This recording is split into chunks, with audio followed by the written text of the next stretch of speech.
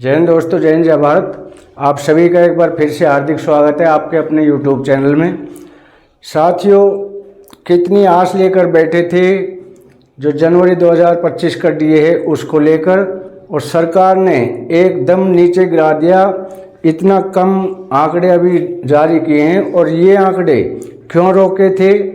यदि ये आंकड़े 31 जनवरी को आने थे तो इन्होंने डिले कर दिया और ये 8 फरवरी को आए। यदि वो 31 जनवरी को देते यही आंकड़े तो क्या होता कि दिल्ली इलेक्शन में प्रभावित हो जाते। इसलिए इन्होंने जानबूझकर ये आंकड़े नहीं दिए। जो ACPIN के आंकड़े हैं, अखिल भारतीय सूचकांक अंक के जो होते हैं, वो इन्होंने जानबूझकर डिले किए और वो आंकड़े अब आ चुके हैं। मैं आपको दिखाऊंगा। उससे पहले मैं आपको एक छोटी सी कहानी एक वीडियो के माध्यम से दिखाऊंगा कि ये सरकार कौन सा रोल कर रही है। महाभारत में जो कर्ण और दुर्योधन का रोल था वो ये सरकार कर रही है।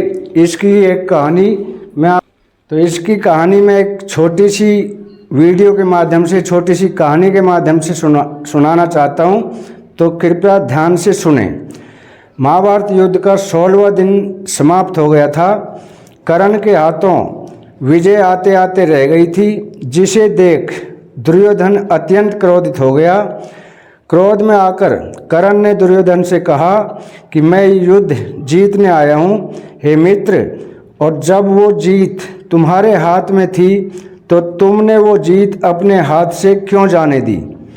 मैं ये धर्म क्षेत्र, युद्ध क्षेत्र कुछ नहीं जानता।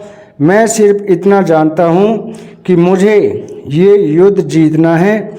यह सुनकर कर्ण बोला कि मित्र, मेरा बाण जब अर्जुन की छाती को चीरता उससे पहले संध्या हो जाती, इसलिए मैंने वो बाण जो अर्जुन को परलोक पहुंचा सकता था नहीं चलाया। परंतु मित्र, तुम आराम से सो जाओ, युद्ध खत्म नहीं हुआ है।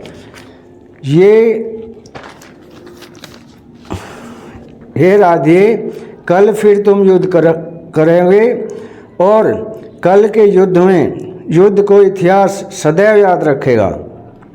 तो इतना कहकर कर्ण अपने शिविर में चले जाते हैं। रात्रि हो गई थी, किंतु कर्ण ब्राह्मण द्वारा दिए गए श्राप को याद कर रहा था कि कैसे अनजाने में उससे एक ब्राह्मण की गाय का बछड़ा मर गया था, जिस पर वह ब्राह्मण कर्ण से कहता है कि हे योद्धा, तुम तो दानवीर हो, क्या यह जीवन दान दे सकते हो? मेरी गाय का इसका बछड़ा जो मरा पड़ा है उसको लौटा सकते हो? मेरी गाय अपने बछड़े के लिए तड़फ रही है, बिलख रही है, लेकिन उसके थनों का दूध तुम्हें श्राप भी नहीं दे सकता। वो तुम्हें अवश्य श्राप देगा। हे योद्धा, मैं तुम्हें श्राप देता हूँ कि जिस रथ पर चढ़कर तुम इस बछड़े और इस ब्राह्मण से ऊंचे हो जाते हो, वही रथ एक दिन तुम्हें त्याग देगा, वो भी उस समय जब तुम अपने जीवन का सबसे महत्वपूर्ण युद्ध लड़ रहे होंगे। ये भूमि तुम्हारे रथ के पहियों को निगल जाएगी। कर्ण सोपन में ब्राह्मण के श्राप न देने का आग्रह कर रहा था कि तभी शिविर में एक सैनिक आया और बोला कि प्रधान सेनापति की जय हो। महारानी गांधारी ने यह संदेश भेजा है कि आप रणभूमि में जाने से पहले उनकी सेवा में उपस्थित हो जाओ।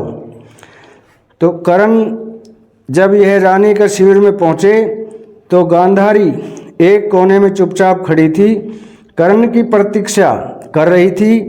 कर्ण ने गांधारी से कहा, प्रणाम महारानी। गांधारी ने कहा, मैं सिर्फ महारानी नहीं पुत्र, मैं तुम्हारे सबसे प्रिय मित्र दुर्योधन की माता भी हूँ, इसलिए मैं तुम्हारी ये भी माता हूँ, तुम्हारे लिए भी माता हूँ। इसलिए यदि संभव हो तो पुत्र कुछ पल के लिए यह भूल जाओ कि मैं महारानी हूँ, मुझे माता कहकर पुकार सकते हो। तो कर्ण ने कहा कि आज मेरा अर्जुन के साथ अंतिम युद्ध है, या तो अर्जुन जिंदा रहेगा या ये सूदपुत्र कर्ण। तो इसके सुनकर उन्होंने गांधारी से कहा कि हे माता, आप हम दोनों में से किसे आज का सूर्यास्त देखने का आशीर्वाद देंगी। तो गांधारी कर्ण के इस प्रश्न पर मौन हो गई और कुछ देर बाद बोली, मेरे पास इस प्रश्न का उत्तर नहीं है, पर मैं दुर्योधन और अर्जुन दोनों को जीवित देखना चाहती हूँ। तो ये है साथियों इस तरह की ये सरकार। तो ये वह सरकार है, वही महाभारत वाली सरकार है जो कर्मचारी को भी जीवित देखना चाहती है और व्यापारी को भी। लेकिन यह संभव तो नहीं है, या तो कर्मचारी भूखा मरेगा या व्यापारी तो ना ही मरेंगे, वो तो जलेबी खा रहे जा रहे हैं और बंदर बांट हो रही है। तो यही चाल है सरकार की। अब मैं आपके सामने वो आंकड़े रखूँगा, चौंकाने वाले आंकड़े, जो ACPIN के आंकड़े 31 जनवरी को आने थे और वो सरकार की चाल थी, सरकार ने वो जारी नहीं किए और 8 फरवरी को वो जारी किए हैं। अब उसमें कितना, तो जैसा कि मैं आपको प्रेस विज्ञप्ति दिखा रहा हूँ, ये भारत सरकार की श्रम एवं रोजगार मंत्रालय श्रम ब्यूरो से है और दिनांक 18/2/2025 को ये प्रेस विज्ञप्ति जारी हुई है। औद्योगिक श्रमिकों का उपभोक्ता मूल्य सूचकांक 2016-100 दिसंबर 2024।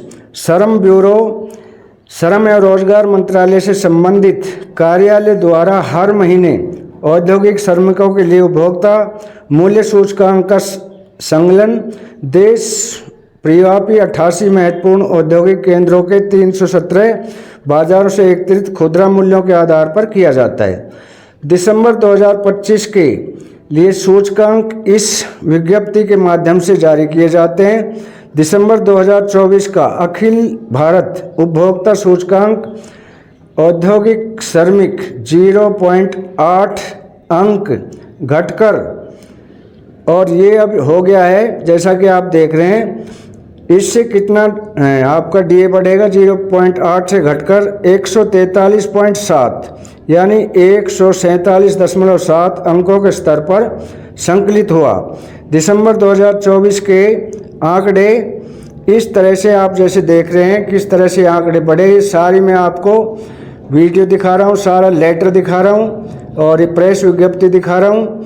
इसमें खाद्य एवं पेय का है, पान का है, किस तरह का है।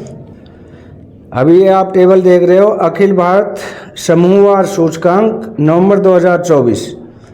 तो इसमें दिसंबर 2024 समूह खाद्य एवं पेय 153.8, दिसंबर 2024 में 1513, पान सुपारी तंबाकू एवं नशीले पदार्थ 162.3, 16.29 2024 में। कपड़े एवं जूते नवंबर 2024 में 146.4 और दिसंबर में 146.7।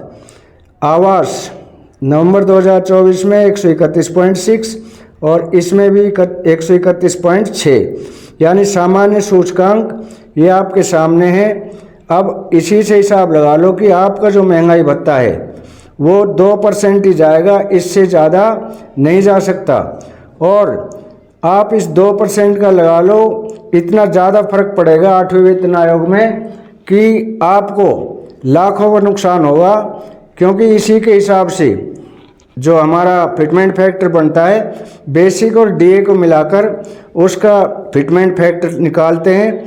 तो ये बहुत काफ़ी बड़ा नुकसान होगा 8वें वेतन आयोग में यदि DA 2% ही रहा तो।